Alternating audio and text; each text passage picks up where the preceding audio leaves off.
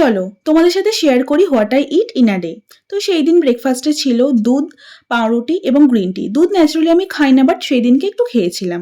তারপর খেয়ে নিয়েছিলাম আমন্ড এবং লাঞ্চে ছিল চিকেন।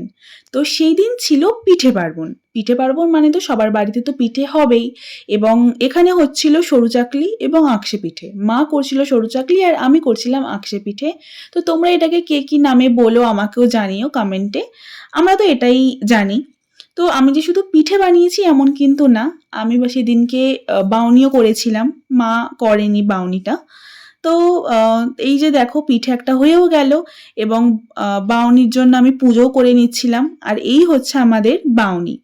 তো বিভিন্ন জায়গাতে এই ধানের শীষটা দিতে হয়, খাওয়ার জায়গাতে, চালের জায়গাতে, সেইখানে সেখানে দিয়ে, এবং আমিও একটু খেয়ে নিই হচ্ছে আঁকশে পিঠে এবং সরু চাকলি।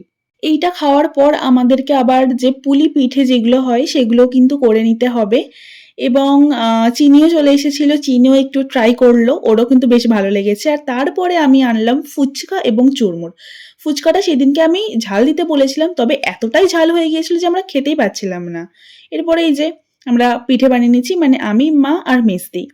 আর আমার পিঠেগুলো তো একদমই ভালো হয়নি, মানে আমার দিদি আর মা ভীষণ ভালো পিঠে বানাতে পারে, আর আমি তো একদমই বানাতে পারি না। তারপর নারকোল পিঠে, তরকারি পিঠে বানিয়ে নিই। এটা মনে হয় নারকোল পিঠে, হ্যাঁ নারকোল পিঠে, এবং এটা হচ্ছে তরকারি পিঠে।